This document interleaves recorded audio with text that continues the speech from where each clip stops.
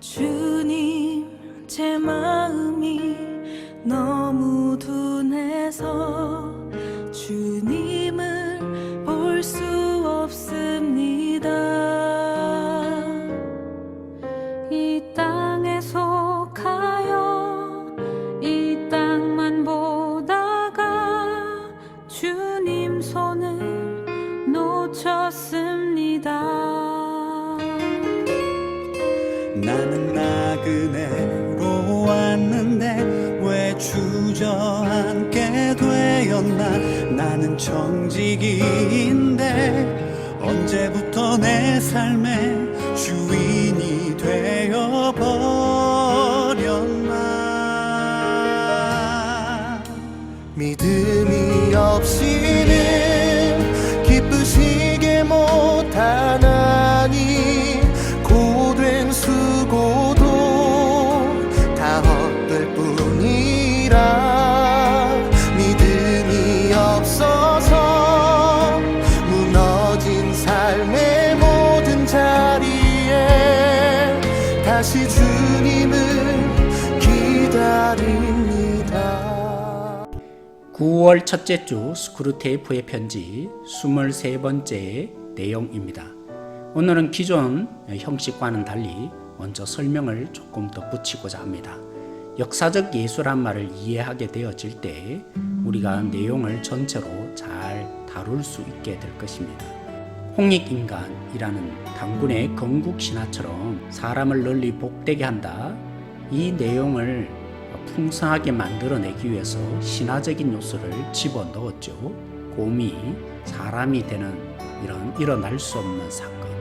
그런 것처럼 예수님도 각 공동체마다 나름대로 강조하기 위해서 실제의 사건이 아니라 만들어낸 얘기가 있다는 것입니다.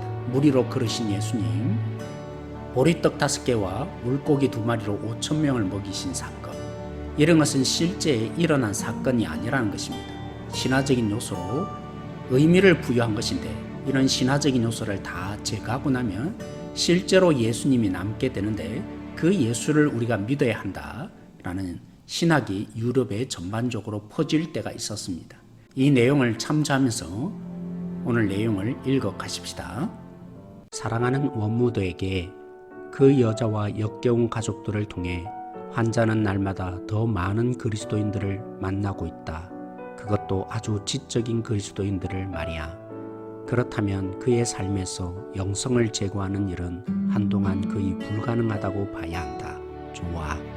영성을 없앨 수 없다면 부패시키는 쪽을 택할 수밖에. 너도 영병장 훈련 때 빛의 천사로 변신하는 연습을 여러 번 했겠지. 지금이야말로 원수의 눈앞에서 그걸 해 보일 때다. 세상과 육신이 우리를 실망시켰지만 제3의 힘이 아직 남아있다. 사실은 이 세 번째 종류의 성공이야말로 그 무엇보다 영광스러운 것이다. 흔해 빠진 폭군이나 남봉꾼보다는 타락한 성인이나 바리새인, 종교 재판관, 마술사 따위가 지옥에선 훨씬 더 흥미로운 놀림감이니까.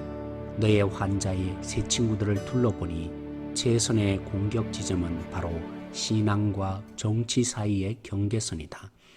새 친구들 가운데 종교의 사회적 의미에 아주 열렬한 관심을 갖고 있는 지들이 몇 명 있더구나. 그 사실 자체만 놓고 본다면야 나쁜 일이라 하겠지만 전화 유혹이 될 수 있지. 정치적인 기독교 작가 가운데 기독교는 아주 초창기부터 창시자의 교리에서 벗어나 잘못된 길로 들어섰다고 믿는 이들이 상당수 있다는 건 너도 알겠지. 바로 이 생각을 이용해서 후대의 가필과 왜곡을 걷어내면 전체 기독교 전통과 대조되는 역사적 예수를 발견할 수 있다는 개념을 한 번 더 조장할 수 있다. 우리는 이전 세대 때 자유주의와 인본주의 노선에서 그런 역사적 예수를 구성하도록 선동한 바 있다. 지금은 마르크시즘 노선과 파국적 혁명적 노선에서 새로운 역사적 예수를 재창조하도록 조종하고 있지. 우리가 대략 30년간의 간격을 두고 적당히 갈아주고 있는 이 역사적 예수의 구성에는 여러 가지 이점이 있다. 무엇보다 먼저 인간을 존재하지 않는 대상에게 헌신하게 만드는 효과가 있지. 사실 역사적 예수들은 모조리 비역사적이거든. 기록이라는 건 쓰여 있는 그대로일 뿐 뭘 덧붙이고 말고 할 게 없다. 그러니 새로운 역사적 예수를 만들려면 이미 기록에서 어떤 점은 묵살하고 어떤 점은 과장하고 일상생활에서는 단 10실링도 걸지 않을 추측들을 동원해야 하는 게야. 그런 추측들 덕분에 가을만 되면 출판사 신간 목록마다 새로운 나폴레옹부터 새로운 셰익스피어, 새로운 스위프트 따위가 줄줄이 등장하지. 실제로 사람들은 역사적 예수가 퍼뜨렸다고 추측되는 특정한 이론에서 그 역사의 중요성을 찾는다. 즉 예수는 현대적인 의미에서 위안, 즉 만병통치약을 파는 기인이 되어야 하는 셈이지. 이렇게 해서 우리는 예수가 어떤 인물이며 무슨 일을 했는지에 대해서는 도통 관심을 기울이지 못하게 만들 수 있다. 일단 예수를 단순한 스승으로 만들어버린 후 그의 가르침과 다른 모든 위대한 도덕적 스승들의 가르침이 실질적으로 아주 일치하고 있다는 점을 슬쩍 은폐해버리는 게야. 위대한 도덕적 스승들이란 무슨 새로운 지식을 주는 사람들이 아니라 태고적부터 있던 도덕적 상투어들을 새로운 말로 바꾸어 가르치고 기억시킴으로써 우리의 은폐 공작을 방해하기 위해 원수가 보낸 존재들이라는 걸 인간들이 알아채면 곤란하지. 우리는 소피스트를 만들지만 원수는 그들의 계변에 대답할 소크라테스 같은 인물을 일으킨다. 우리의 세 번째 목표는 이런 역사적 예수들을 구성함으로써 헌신의 삶을 무너뜨리는 것이다. 우리는 기도와 성례 가운데 실제로 임재하는 원수를 그저 있을 법하고 막연하며 그림자 같은 귀귀한 인물, 낯선 언어를 쓰다가 오래전에 죽은 인물로 대체해 놓고 있지. 그런 대상을 경배한다는 건 사실상 불가능한 일이 아니냐. 나는 이렇게 함으로써 피조물의 찬양을 받는 창조주 대신 단순히 일개 도당의 갈채를 받았던 지도자, 후대의 분별 있는 역사가의 인정을 받게 된 뛰어난 인물에 불과한 존재를 금방 만들어낼 수 있다. 넷째로 이렇게 묘사된 예수는 그 자체가 비역사적인 인물일 뿐 아니라 그의 종교 역시 또 다른 의미에서 역사를 거스르게 된다. 예수의 정기를 그야말로 단순한 정기로 취급해서 역사적으로 연구하다가 원수의 진영에 합류하게 된 나라나 개인은 하나도 없어.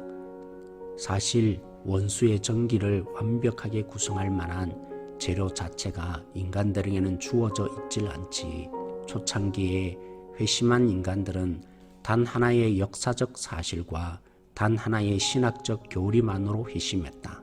그리고 그 구속의 교리라는 건 자기가 이미 저지른 죄를 자각하는 사람들에게 영향을 주었지. 복음서는 나중에 생긴 것으로서 사람들을 그리스도인으로 만들기 위해서가 아니라 이미 그리스도인이 된 사람들을 양육하기 위해 쓰여진 게야. 그러니까 역사적 예수가 어떤 특정 지점에서는 우리한테 위험해 보일 수 있지만 그럼에도 불구하고 언제나 장려할 만하다 이 말씀이야. 기독교와 정치의 전반적인 연관성에 관해서라면 우리 입장이 좀 미묘해지지. 기독교가 정치적 삶에까지 흘러들어가는 거야 분명히 원치 않는 바다. 그랬다간 정말 정의로운 사회가 세워지기라도 하는 날엔 정말 큰일이고 말고, 우리가 바라는 바, 정말 간절히 바라는 바는 인간들이 기독교를 수단으로 취급하는 것이다. 물론 자신의 출세 수단으로 이용한다면야 더 이상 바랄 게 없겠지만, 그건 안 된다면 다른 목적을 위한 수단이라도 삼게 해야 하지. 이 경우 사회 정의는 원수가 요구하는 것으로 가치 있는 일이라고 일단 믿게 한 후 기독교는 그 사회 정의를 실현할 수 있는 수단으로 가치 있다고 믿는 단계까지 밀어붙여야 한다.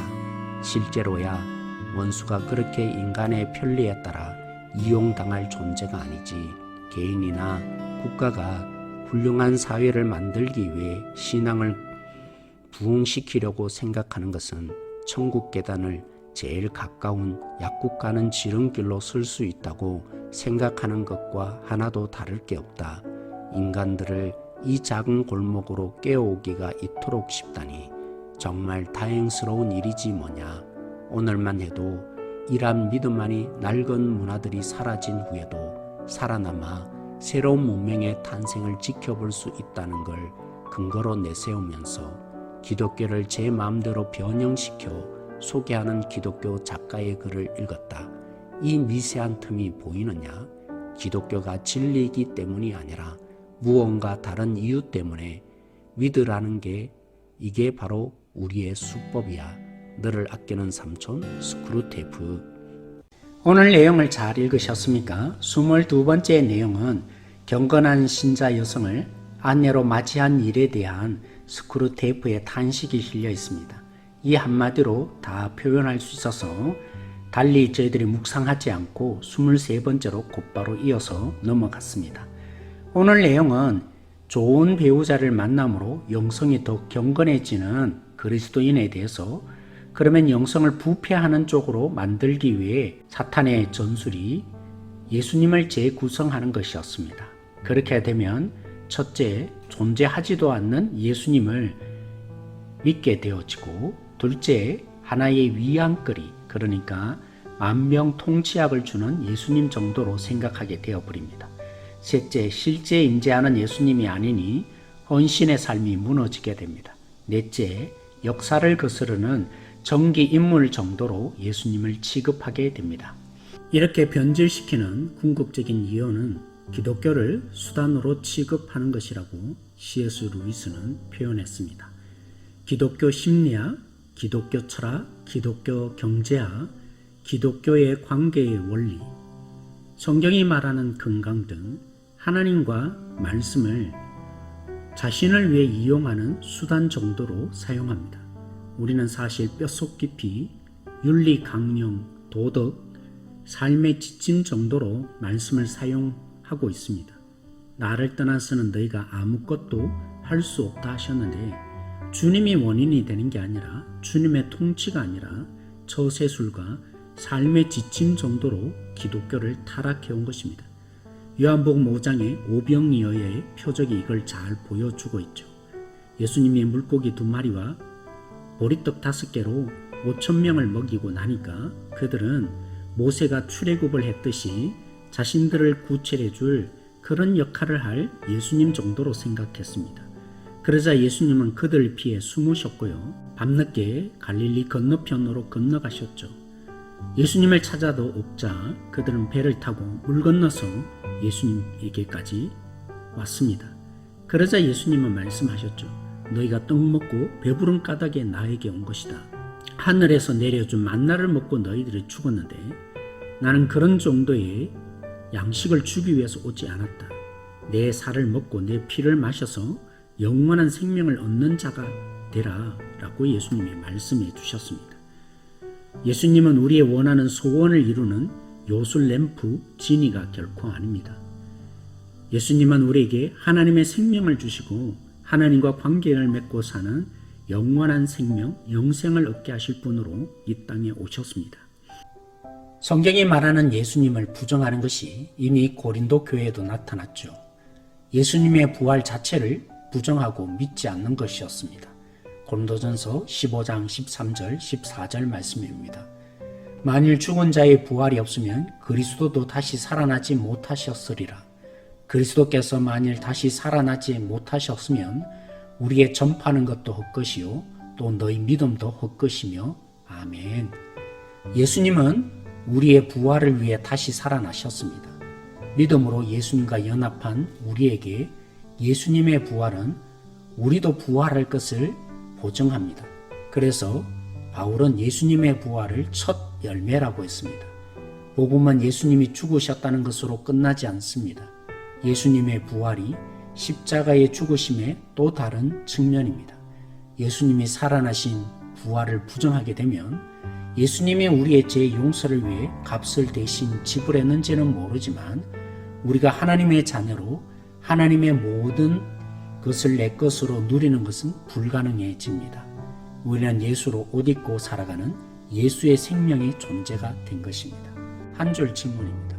예수님을 자신의 뜻을 이루어줄 수단 정도로 여기진 않습니까?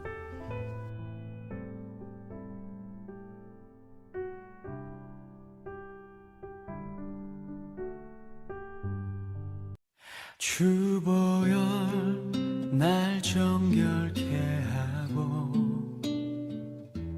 주보혈 날 자유케 하니 주 앞에 나 예배하는 이 시간 나의 모든 것을 주께 드리네. 주의 손 날 위에 지키셨고 주의 발 날 위에 박히셨으니 이제는 내가 사는 것이 아니요 오직 주를 위해 사는 것이라.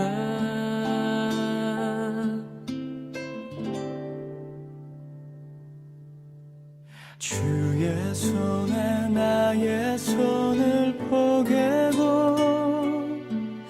또 주의 발에 나의 발을 포개어 나 주와 함께 죽고 또 주와 함께 살리라.